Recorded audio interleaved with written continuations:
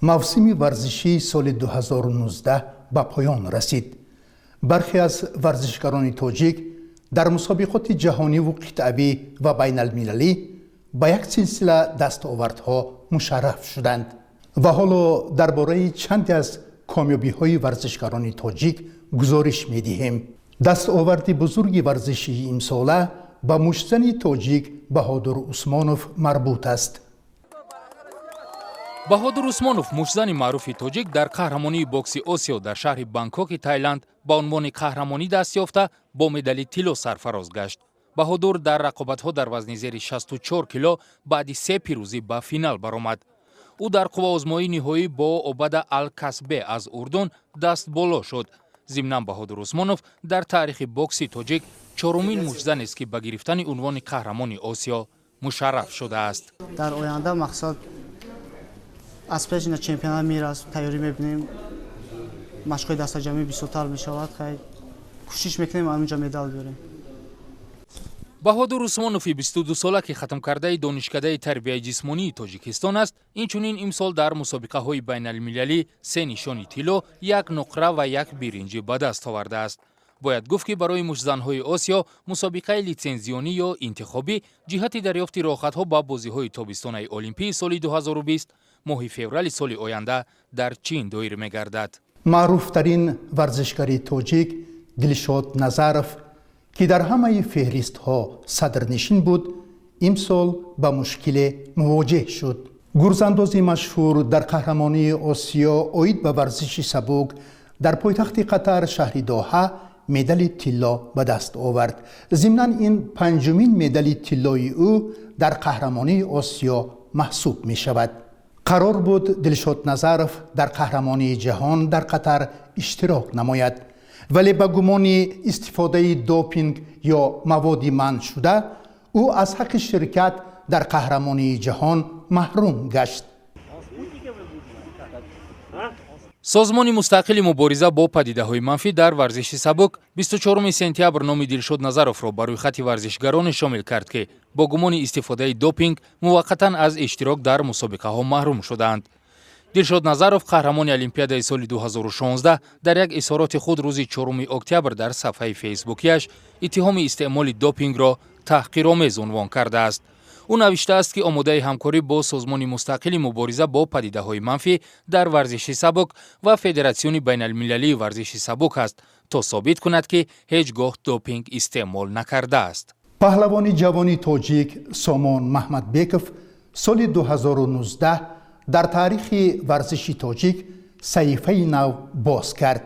ӯ нахустин қаҳрамони ҷаҳон аз Тоҷикистон оид ба ҷудо миёни ҷавонони то 21 сола гардид. ин паҳлавони тоҷик дар вазни то 73 кило ғолиб шуд. ӯ дар финал Георгий Элбакиевро аз Русия шикаст дод. Сомон Маҳмадбеков дар маросими истиқболаш дар фурудгоҳи Душанбе гуфт, ки дар қаҳрамонии ҷаҳон танҳо барои аз худ кардани нишони тилло фикр мекард. худоро шукр ҳамин хел ҳам шуд. ман пас аз мусобиқа дар Токио 2-3 шаб хоб карда натавонистам.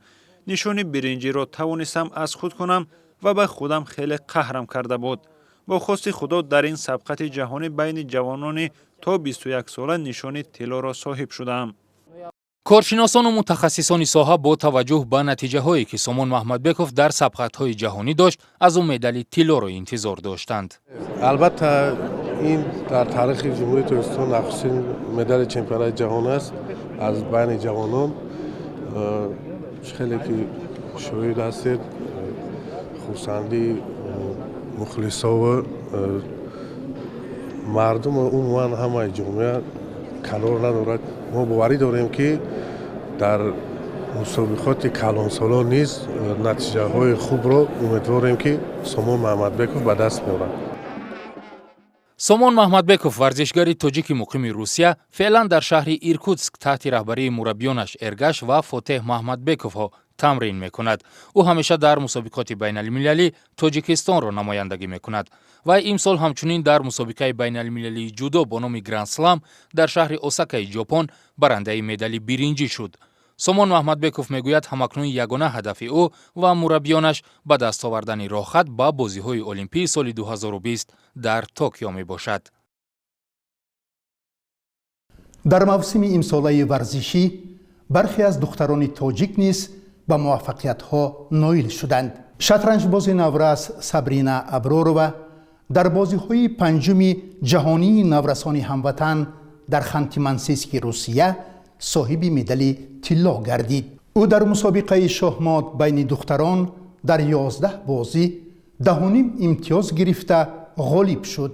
ман ин дипломо дар олимпиадаи хонандагони муассисаи таълимии шаҳри Душанбе оид ба шоҳмот гирифтам. ана ин дипломро бошад ман дар шаҳри Қирғизистон гирифтам ва дар сазовори ҷои аввал гаштам байни духтарон. Сабрина Абророва хонандаи синфи шашуми литсеи рақами 55 шаҳри Душанбе мебошад. Сабрина дар оилаи шатранҷбоз ба дунё омадааст ва аҳли хонаводаашон аз бозии шатранҷ огаҳӣ доранд. устоди аввалини Сабрина падараш Рустам Аброров мебошад. ба гуфтаи ӯ, Сабрина дар таърихи шоҳмоти Тоҷикистон аввалин наврасест, ки дар мусобиқаи сатҳи ҷаҳонӣ мақоми аввалро касб кардааст. 11 рақиб доштам. аз ҳама рақиби сахттарини ман ин Омон ва Умида мебошад аз шаҳри Тошкенти ҷумҳурии Ӯзбекистон. ман бо ӯ мусовӣ бозӣ кардам. ӯ чанд карата чемпиони ҷаҳон мебошад. ман хеле хурсанд ҳастам ки ҷои аввалро ишғол кардам. Сабрина Абророва ҳамчунин имсол дар қаҳрамонии Осиёи ғарбӣ миёни наврасони зери 14 сола дар шаҳри Деҳлии Ҳиндустон оид ба рапид ва шоҳмоти маъмулӣ 2 медали нуқра ба даст овардааст.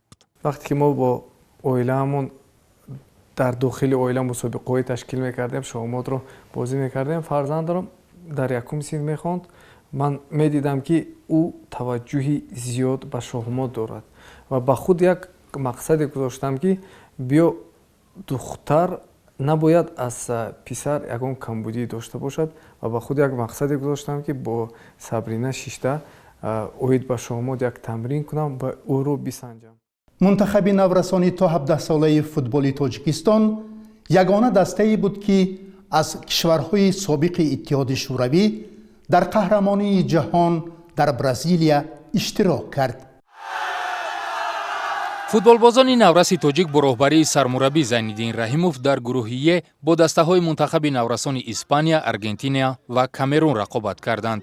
мунтахаби наврасони Тоҷикистон дар бозии аввали худ бар мунтахаби наврасони Камерун, қаҳрамони Африқо, бо ҳисоби 1-0 ғолиб омад. вале футболбозони навраси тоҷик 2 бозии дигари сабқати гурӯҳиро бо дастаҳои Испания ва Аргентина бохтанд. мунтахаби наврасони Тоҷикистон, ки дар гурӯҳи Е бо 3 имтиёз дар ҷои севум қарор дошт, аз ҳаққи ширкат дар даври 8 ниҳоӣ маҳрум шуд. соли 2019 барои варзишгарони тоҷик соли имтиҳони ҷиддӣ буд. онҳо барои дарёфти роҳхатҳо ба олимпиадаи соли 2020 дар Токио талош варзиданд, вале роҳхат ба даст оварда натавонистанд. аз оғози соли нав варзишгарони тоҷик барои дарёфти роҳхатҳо ба бозиҳои тобистонаи олимпӣ талош хоҳанд кард. Нарзуллоҳи Латиф, Амриддин Олимов, Радиои Озодӣ, Душанбе.